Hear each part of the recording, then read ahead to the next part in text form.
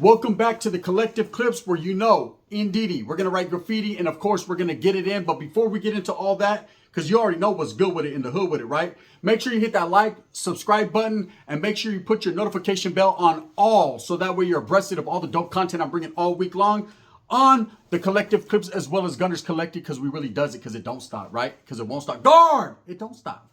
So trip out on this. You see the thumbnail right there. Blood in, blood, sangre por sangre, say, right? And of course, American Me. 2 movies, 2 classics, 2 raza classics, right? 2, don't say, we did that. We need that. Can we have something for us? Orderly, Boys in the Hood, Menace to Society, American History X, some other white movie. Can we have a couple? Well, we do have a couple. We have a couple more, though. We have Boulevard Nights. We have Mi Vida Loca. We have several other flicks. But it seems like these 2 movies get the most clout, get the most views. People worry about them more than others, right? And I'm going to keep it real. I remember watching both of these movies right when they first came out and thinking to myself, we made it, eh? We fucking finally made it. The raza has stepped up their game. We went Hollywood, homie. And not just North Hollywood, but really Hollywood, right? But there was a lot of repercussions for these actions, right? There was a lot of things that happened because, especially of the movie American Me. Now, let's talk about American Me first. And this is a versus battle, right? This is, to you, which movie do you think was the best? Leave a comment. Let me know what you think was the best. Myself, honestly, to be truthful with you, I think, although Blood In, Blood Out was less accurate in some of their willings and dealings and what they said, I thought they basically showed and shed a good light on some of the raza, right? They did what they did. They were smart in the ways they did it. But you knew just enough, or if you knew anything, what they were alluding to, right? They were smart in using different names, different places, different areas. But I thought it was a great movie. Now, when it comes to the movie American Me, I didn't really care for that movie. And the reason I didn't care for it is, first of all, it was a disrespectful movie that disrespected people that should never be disrespected or spoken on. And also at the same time, it was total fiction. There's a lot of things in that movie that, of course, historically did happen.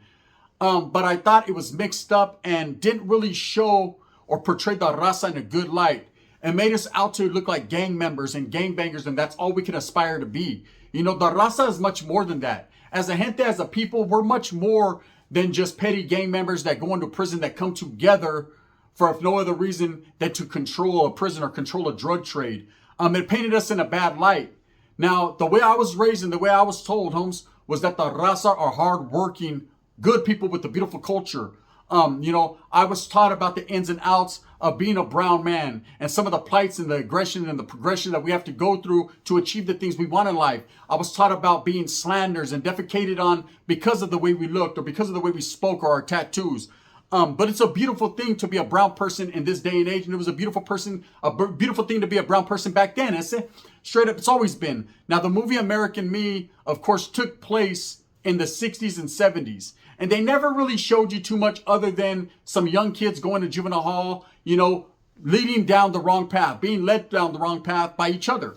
See, it didn't show big homies pushing them in a direction. It didn't show them being clutch out and gamed up. They pretty much just did it on their own. The originators of an original prison gang. This is what it was trying to show you. Now, don't get it twisted. For facts, man, some of them things are true. The Mexicans had to come together back in them days and form something, man, because we had nothing of our own, right? And when I say us, I'm saying as a brown man. I understand I'm from Northern California and there might be differences there between North and South, but there wasn't back in them days. Quite contrary to what people believe, the movie American Me predates North and South.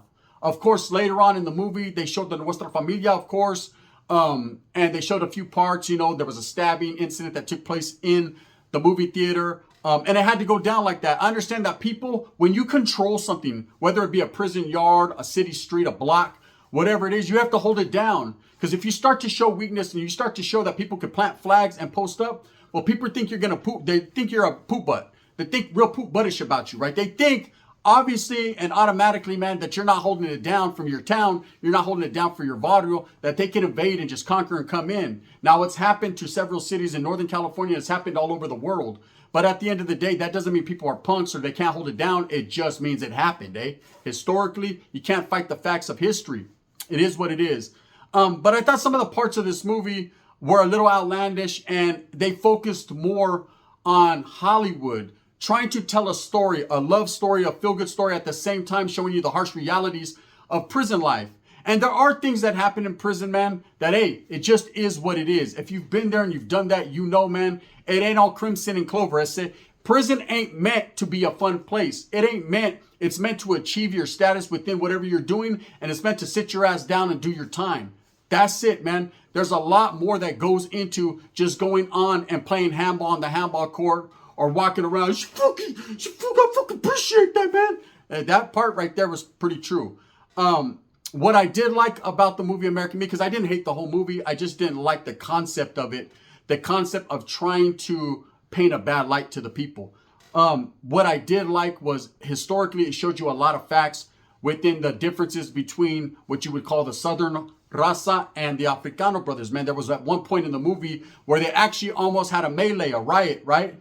But they didn't want to go against the guns, right? And that's actually how it is. You know, there's a lot of things that have to take into accountability, you know. Sometimes when you make a movida, you make a move on the other race, you know, it gets very racial in prison, man. It becomes a thin line between love and hate. We see it happen all the time. And a lot of people like to think that it's constantly like that. There's constantly race wars and it's all racial and it's always hatred, but it's not like that. There's a lot of people on them yards that do a lot of business together and function on that same yard. See, when you're on the same yard and it's a shared controlled yard, you have to understand and respect everybody. Respect is a key word, man. And the movie American Me, although it did show some very respectful parts, it also showed some very disrespectful parts.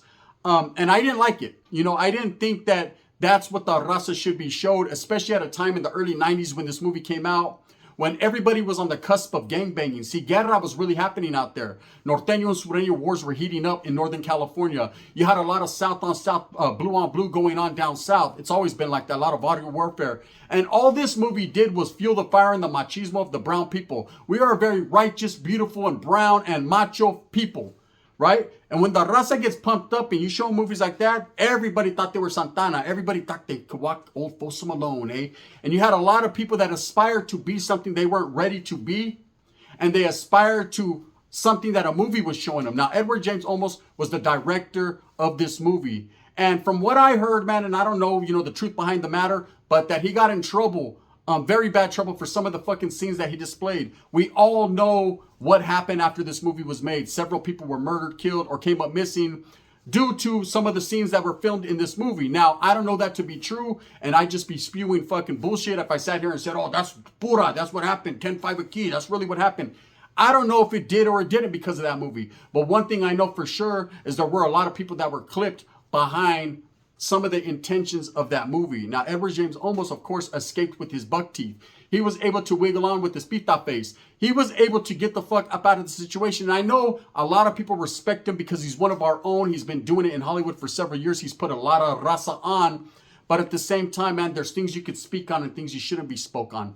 And when I seen the movie American Me as a kid, just like anyone else, I was thrilled. Oh, man, we did it. We're finally on the big screen. But really, were we? Or was it just a fucking a shit show? Was it meant to make us look worse than people already thought we were? You know, we scared a lot of people. Hollywood was scared. That's why it's hard to see any more raza movies. You see these feel-good movies, I Know What You Did Last Summer, and all these type of shit, but you'll never get some gangster-ass movies. And the reason is because Hollywood became scared of this movie. A lot of the elite in Hollywood kind of blackballed the raza from ever being able to become something. Now, we have shows like This Fool, and of course the George Lopez show, and hey, anything to laugh at the brown man, huh? So you want to laugh? You want to laugh, huh? Gunners Collective, you want to laugh? They want to laugh.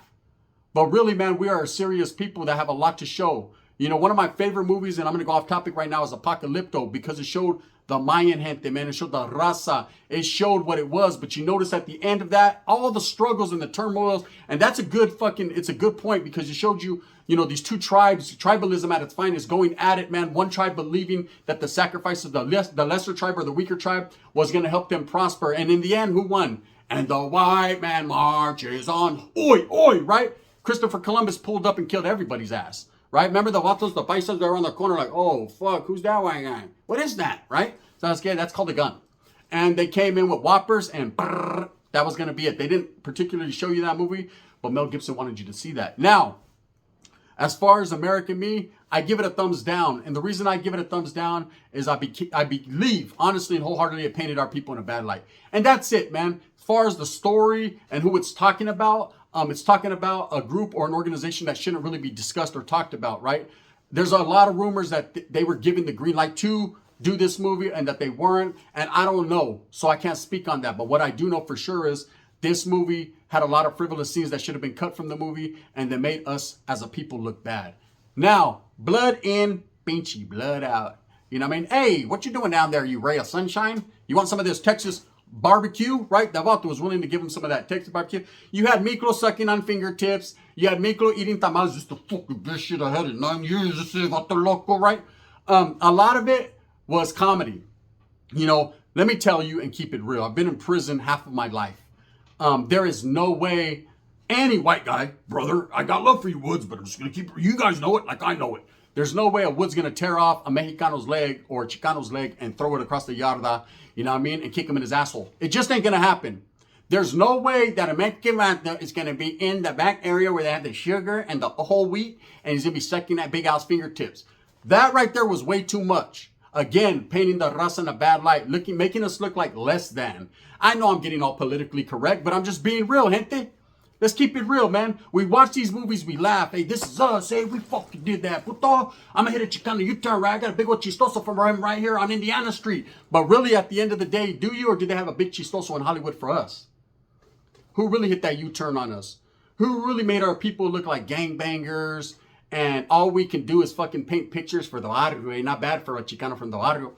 We don't have much, you know, and they took a lot more from us. Our culture was twisted. Our culture was utilized in these movies to show not only that we are bad people and criminals and that's all we can do, but it also showed people, man, you know, the scary parts of what we have going on. There's a lot more truth in Blood In, Blood Out because it basically led you through the life of a youngster who was a half-breed, man. He was mixed, you know, and he just couldn't get a fair shake. And it happens a lot to a lot of people in life. You know, if you're not pura, if you're not pure straight from Michoacan, if you're not fucking de Sinaloa, if you're not, you know, from East LA, you know what I mean? Then you get no love. And I thought you knew it. Fool, you know how they do it? You know, you're going to be considered plastico, pocho. You're going to be considered not all the way, but damn near like a food stamp. That's just how it is.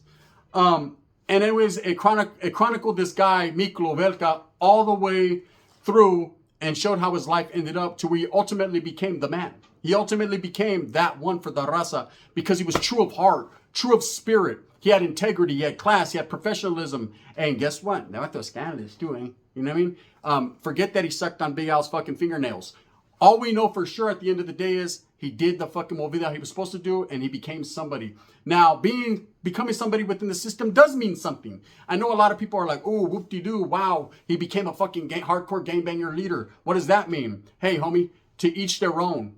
If that's the status he wanted to achieve, and if it floated his boat, homie, just like it floated Christopher Columbus's onto Plymouth Rock, and Plymouth Rock didn't land on him, then we can't speak on it, right? That man was happy in what he did. Now, I know it's just a movie. But that movie put a lot of Mexicanos on, a lot of Chicanos on. And I appreciate the fact that they did that in that movie. I appreciated the fact that they kept it authentic in some of the willings and dealings. And they showed you just how it is in familias. You know, people paying bills, people going through struggles, moms that are all tiradas trying to fuck with Beto. They showed shit, right? And then they showed the opposition of gangs. You know, you had Spider, eh? Get down, eh? Get down. Can I have some, right? And then you had, of course, the Vatos Locos Forever. And Chewy was all fucking got back talking about, hey, what's up, John Wayne, right? You had a little bit of everything going on in that movie. But it showed you the truth and aspect of how I grew up also. See, I can identify more with Blood In, Blood Out than I can with American Me. Because I didn't grow up in the East LA projects. I didn't grow up right there in Barrio Nuevo. I didn't grow up in Echo Park, homie. You know, but I grew up in barrios that reminded me of Tres Puntos. I grew up in barrios like that, homes, where we had our local store. Ours was called the Dead End Store, and we had, of course, buy rights. I don't know what they have in that store, but sounds good. Whatever it was, it looked good. And you know, we've had tias or mothers, man, that were pirujas, you know what I mean, that were going out to the bar with the paisas every night. We had one called the Bullfrog in Livas, and they were getting their on every night, right? You know your tío fucking Nacho. Everyone knows that tío Nacho or tío Guardo. Tío pinche tío Guardo. Can have $1 so I could get some penny candies, tío. Órale, mijo. Boom. You know, tonight I'm gonna bone your tía. Here. bam, there it is. And then he's gone.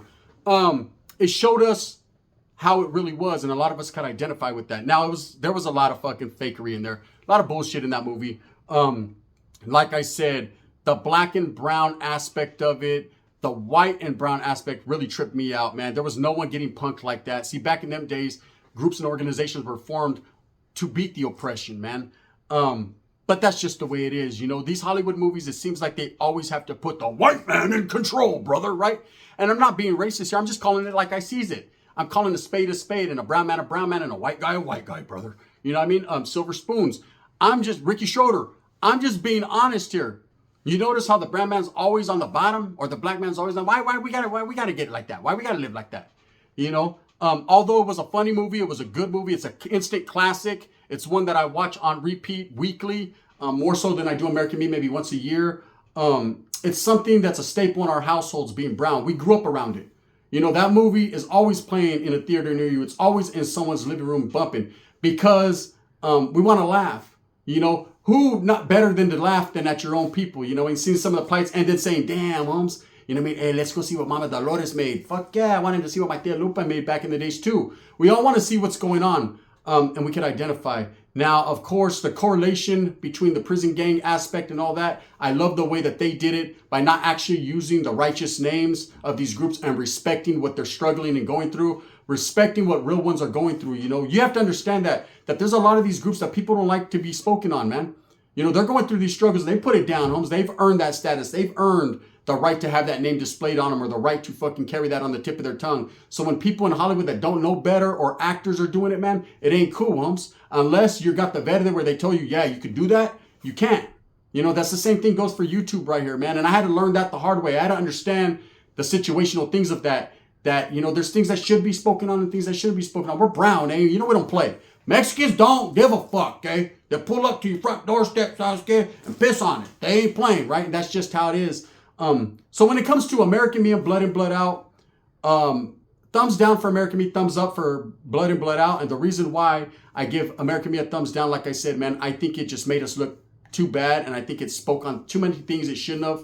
And I don't think it's a movie that's condoned, really, you know, when it comes to the gang aspect of life. I know a lot of people have watched it, but the only thing you could take from that, man, is it's showing you that you automatically are facing a downfall, when that's not the truth, man. All gangs, all things gang related are not just a total downfall, man. There's good aspects to everything. And as far as the movie Blood In, Blood Out, well, it's just a feel-good movie about the raza. You know, it shows you a lot of hardship and a lot of struggle. And at the end, of course, Miklo wins, Billy Graham style. But he also ultimately ended up in a place alone, you know. And that's just part of life, you know. But I think as far as culturally, visually, it was a better movie.